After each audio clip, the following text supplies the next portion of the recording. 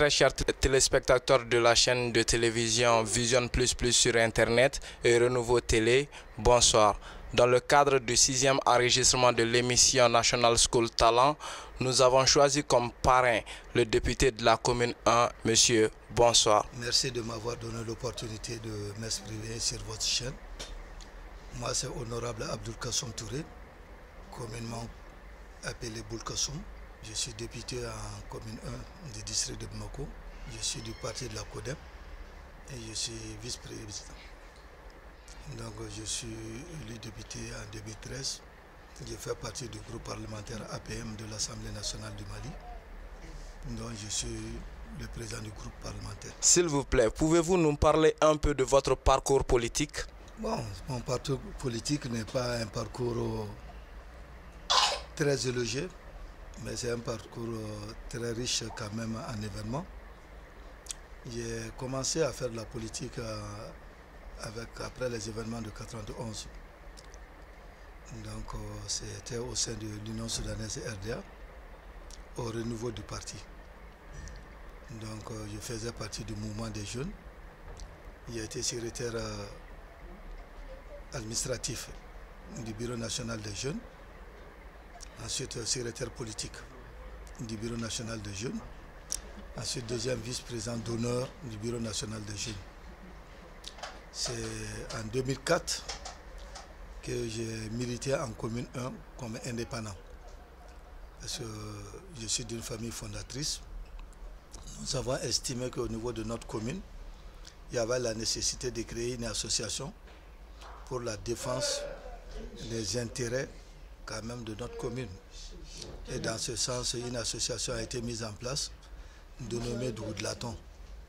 Et plus tard, cette association s'est intéressée un peu à la politique et a voulu présenter des candidatures.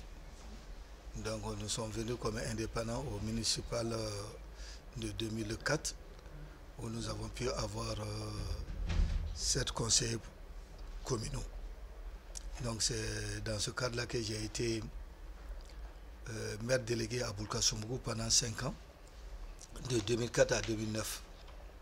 C'est en 2009 maintenant que j'ai adhéré à la CODEM, où pour la première fois je me suis battu politiquement aux couleurs de ce parti.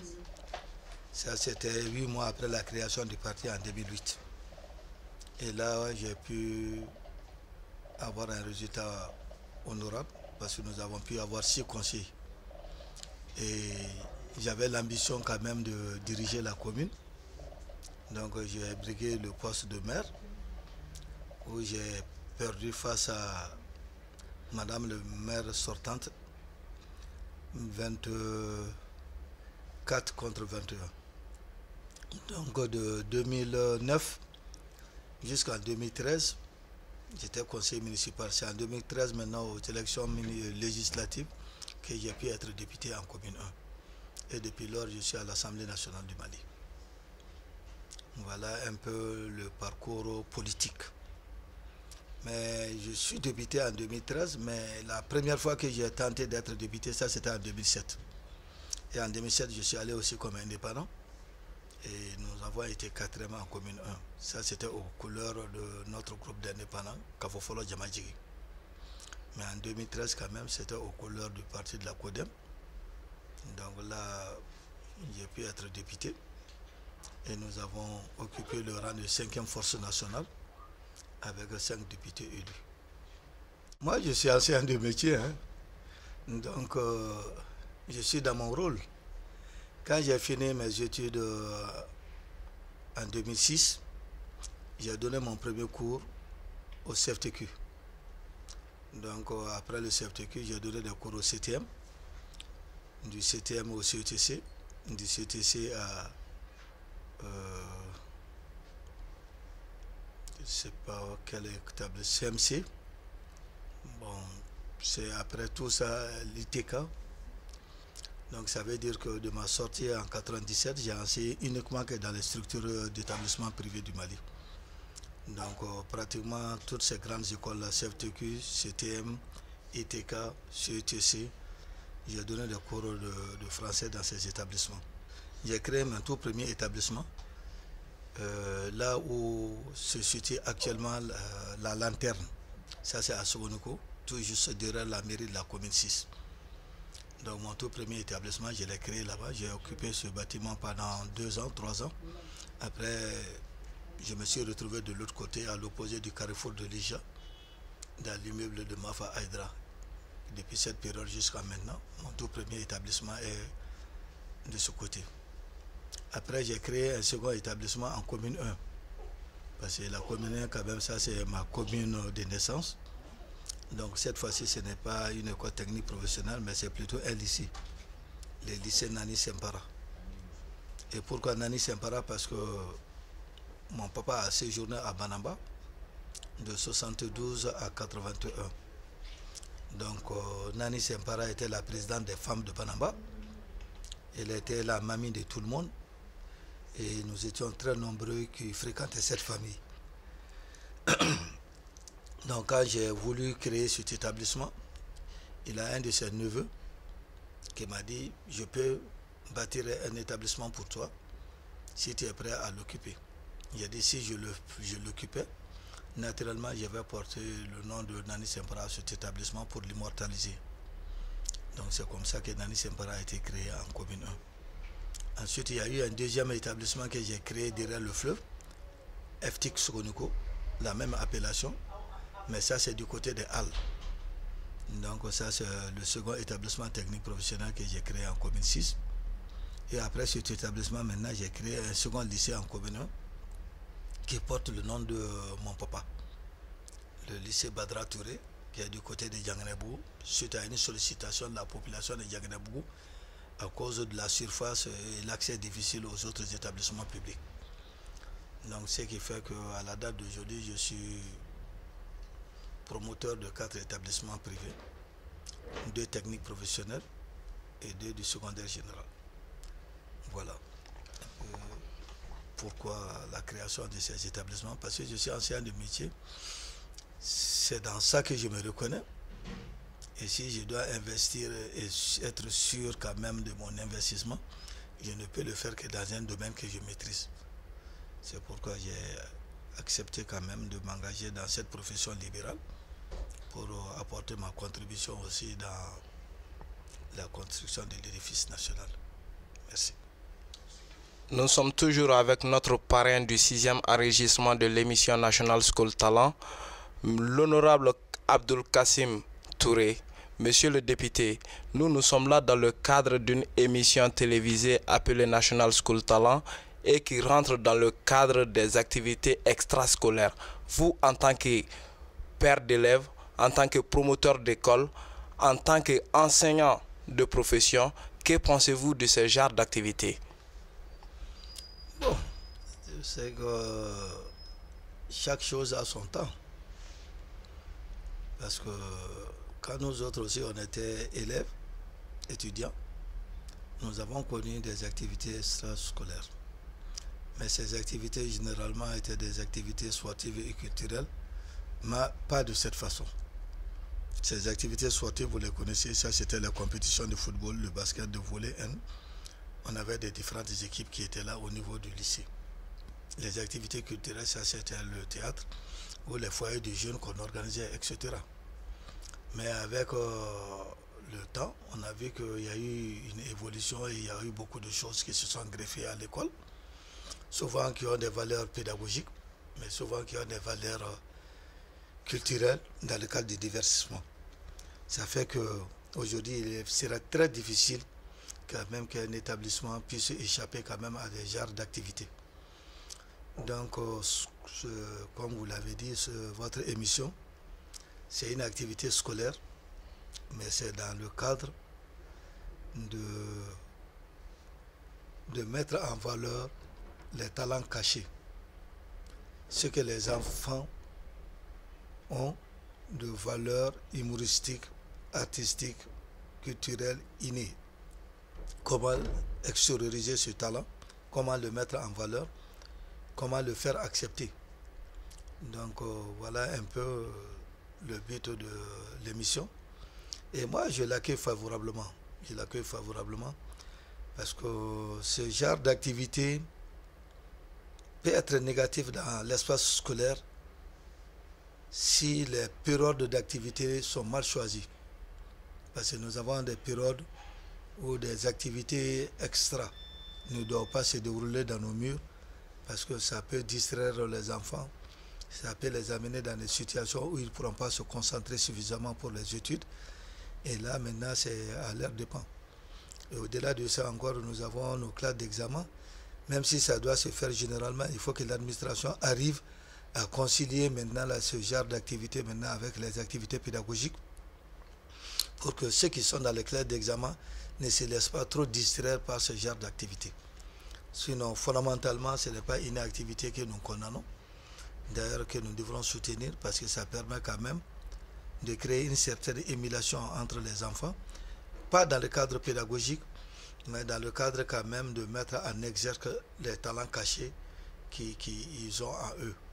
Donc, dans ce sens-là, je pense que moi, en tant que parent d'élèves et en tant qu'enseignant de métier et promoteur d'école privée, je soutiens cette activité, je suis disposé quand même à l'accompagner. Monsieur le député, s'il vous plaît, pouvez-vous aussi nous parler un peu de ce que vous pensez de l'art, la culture et le sport en général? Vous savez, moi je suis dans mon rôle, hein. Même au niveau de l'Assemblée, je suis membre de la commission éducation. Donc cette commission-là maintenant fait les départements qui sont liés à ça. Il y a le ministère de l'Éducation, il y a l'enseignement supérieur, il y a la culture, il y a la communication. Donc ce que vous venez de dire là, ça ce sont les types d'activités quand même que nous gérons au niveau de l'Assemblée. Ça c'est au niveau de l'exécutif. Comme on le dit bien, par rapport aux activités sportives, un esprit sain dans un corps sain. Mais tout le monde sait aussi que on a besoin de se distraire. C'est pourquoi les congés sont là. Après un certain temps de cours, de concentration pour les études, il faut un petit temps aussi pour permettre aux enfants quand même de se distraire un peu. Ce sont ces deux-là qui vont ensemble. C'est pourquoi vous avez les congés de Noël, vous avez les congés de Pâques, et ensuite vous avez les vacances qui sont là. Ça, c'est des périodes qui sont choisies pour permettre quand même aux enfants, quand même au-delà de l'école, de pouvoir se réjouir, de pouvoir changer de milieu et de pouvoir faire autre chose. Donc c'est pour dire que tout ce qui concerne le sport, la culture, l'art, ça c'est des choses qui sont acceptées d'office au niveau de l'école. Et ça fait partie même des activités pédagogiques même de l'école. Les cours d'EPS se sont donnés. Nous avons des professeurs de dessin qui sont là dans nos murs. Nous avons aussi des dames qui sont là qui donnent des cours d'essai. Ensuite maintenant nous avons aussi des professeurs de musique, etc. Donc c'est pour dire que c'est des activités qui sont pédagogiques, mais qui peuvent avoir une autre allure si ça atteint un certain niveau de compétition. Donc fondamentalement, c'est des activités vraiment qui ne font pas une rupture totale avec le travail pédagogique que nous faisons pendant l'année scolaire. Honorable Abdul Kassim Touré, vous en tant que pionnier de l'éducation, quel appel pouvez-vous lancer à nos téléspectateurs de Renouveau par rapport à l'éducation malienne? Ça, c'est de la provocation. Hein. Je suis loin d'être un des pionniers du système éducatif, surtout du privé. Le privé, là, ça c'est bien avant même les indépendances. Au-delà de ça, le privé laïque, nous, nos pionniers encore, il y en a quelques-uns qui sont parmi nous et qui sont toujours nos présents d'honneur et qui nous accompagnent en appui conseil, etc. Aujourd'hui, quand on parle du CFTQ, tout le Mali connaît le CFTQ. Le CFTQ est une vieille école, plus de 40 ans de vie. Il y a l'ITK, il y a l'école de notre président d'honneur, Rémi, et 7. Il est à Bamako, il est à Bougoni, il est à Kouchala. Donc il y a beaucoup de pionniers dans le système. Et quand vous regardez Cheikh Anta Diop, les STM, tout ça c'est des gens qui nous ont précédés sur ce terrain, les CIM, qui sont en train de faire un travail formidable. Nous sommes très jeunes dans ce secteur, nous sommes arrivés. Et si on s'est retrouvé là-dedans aussi, il y a une explication. C'est parce que il y avait eu cette rupture où à la fin des études, on n'était pas versé directement dans la production. Il fallait faire le concours de la fonction publique. Et tout le monde n'était pas admissible. Mais il fallait faire quelque chose. Donc nous autres, on s'est retrouvés de l'autre côté. Et maintenant, nous sommes installés dans la profession libérale. Bon, moi, aujourd'hui, dans ce système-là, vraiment, je me bats pour ça. C'est toute ma vie. L'école privée, aujourd'hui, c'est toute ma vie. Mon premier syndicalisme, je l'ai fait dans le privé avec les événements de 91. Nous avons créé un syndicat des anciens du privé, le SEPMA. Ensuite, je suis membre fondateur de la FEN. Quand on a voulu créer la Fédération de l'éducation nationale, j'étais là. Je suis membre fondateur de la FEN. Ensuite, je suis membre de l'AEPAM. Ça, c'est l'association des écoles privées agréées du Mali. Jusqu'aux assises de l'année dernière où j'ai été porté à la tête de ce mouvement. Donc à la date d'aujourd'hui, je suis le secrétaire général de l'association des écoles privées agréées du Mali. Je suis à l'Assemblée membre de la commission éducation. Donc ça veut dire que l'école là, c'est tout pour moi. Et je ne connais que ce métier-là. Et je pense y rester et donner le maximum de moi-même.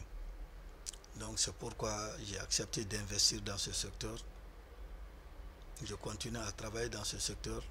Je continue à encourager des gens, à les encadrer, à les aider quand même à résister quand même ou à donner un bon rendement. Le privé au Mali, il faut que les gens comprennent que c'est pour la postérité. Le privé, c'est un éternel investissement. Tout ce qu'on gagne dans l'école, on l'investit dans l'école. Le privé, c'est un choix. Ce n'est pas du commerce. Ce n'est pas pour faire du bénéfice. Mais c'est pour donner une bonne formation, une bonne éducation et un bon encadrement. Dans le privé, c'est le résultat qui compte. Tu as beau mettre les grands moyens, si pédagogiquement les résultats sont mauvais, votre école est appelée à disparaître. Donc il faut savoir concilier les deux. Investir à hauteur de mission, mais encadrer aussi à hauteur de mission. Pédagogiquement, il faut être au top. Pour que les résultats soient probants, il faut donner une bonne formation, un bon encadrement. Et là, ça ne peut pas se faire sans moyens. Donc c'est pour dire que cette activité, je me suis installé là-dedans parce que je crois à ça. Et je félicite même les autorités de notre pays parce qu'au niveau de l'Assemblée nationale du Mali, il y a une loi qui a été votée dans le sens du partenariat public-privé. Donc ça veut dire on a conscience que le privé aujourd'hui a une place dans le développement de notre pays. Mais comment utiliser le privé pour que ce objectif-là soit atteint, ça revient à l'exécutif. Donc c'est pour dire que mon choix quand même, je ne le regrette pas, même s'il y a des difficultés. Et ces difficultés aussi sont nables à toute nature, à toute activité sociale. Toute activité sociale quand même connaît des difficultés. Mais le plus important quand même, c'est de travailler avec des gens qui croient à ce que vous faites et qui sont disposés aussi à vous accompagner. Voilà. Abdul Kassim Touré, député élu en commune 1 et le parrain du 6e enregistrement de l'émission National School Talent. Monsieur le député, quel serait votre dernier mot à nos téléspectateurs? Bon, mon dernier mot, j'ai été impressionné par votre engagement pour l'émission. C'est un choix aussi. Vous avez fait un choix, vous vous êtes lancé là-dedans. C'est en phase expérimentale. peut-être ça va s'imposer dans le système. Et ça peut aller plus loin. Parce que des émissions de ce genre, j'ai l'habitude de les voir même au niveau de la sous-région. Ce n'est pas seulement au niveau du Mali, mais qui sont arrivés même à se retrouver dans d'autres pays de la sous-région pour aller mettre en valeur leur savoir-faire. Donc je suis impressionné par cet engagement que vous avez. Et surtout l'accompagnement dont vous bénéficiez. Parce que ce genre d'émission est très coûteux. Il faut que des gens croient à votre activité, à votre ambition et qui acceptent de vous accompagner. Donc le fait d'assurer la couverture médiatique de cet événement n'a pas de prix. C'est que c'est un choix, c'est une conviction. Donc dans ce sens-là, vous méritez quand même les félicitations de tout le monde. Moi, je pourrais simplement dire aux enfants qu'au-delà des études, il y a un temps pour tout. Donc, qu'ils se mettent au travail. Et quand ils doivent s'amuser aussi, qu'ils s'amusent sainement. Et quand ils doivent étudier aussi, qu'ils étudient avec le maximum de dévouement et d'engagement. Seules les études payent. Seules les études payent. Et dire aussi aux parents que quand les enfants doivent participer à des émissions de ce genre, qu'ils ne voient pas ça en mal. Ce n'est pas synonyme de dépravation scolaire, ce n'est pas synonyme de délinquance, etc. C'est tout juste une émulation qu'on crée entre les enfants pour extérioriser leurs talents cachés. Parce que chaque enfant a un talent inné. Mais maintenant, comment l'aider à l'extérioriser, à le mettre en valeur? Il faut que d'autres soient là pour le faire. Donc il faut que les parents arrivent à positiver ce que vous êtes en train de faire au lieu de le comprendre autrement. Si nous acceptons en tant qu'autorité scolaire d'abriter ce genre d'événements dans nos structures, c'est parce qu'on s'est donné le temps de comprendre, de réfléchir et de poser toutes les questions utiles. Donc si ça se passe dans nos murs, c'est que ce n'est pas en contradiction du tout avec les activités pédagogiques que nous sommes assis. Donc j'invite vraiment l'accompagnement et la solidarité de tout le monde pour que des émissions comme ça ou des activités de ce genre soient soutenues, accompagnées et que ça puisse faire son effet.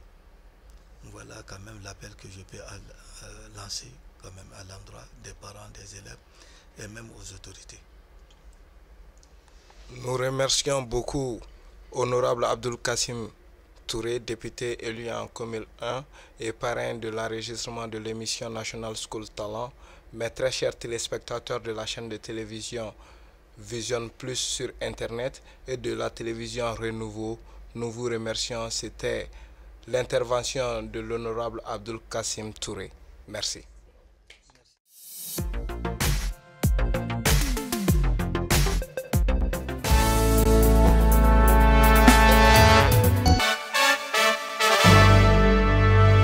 À découvrir est une émission qui ouvre le porte. Tu n'as jamais entendu parler de coton Lafia? Lafia.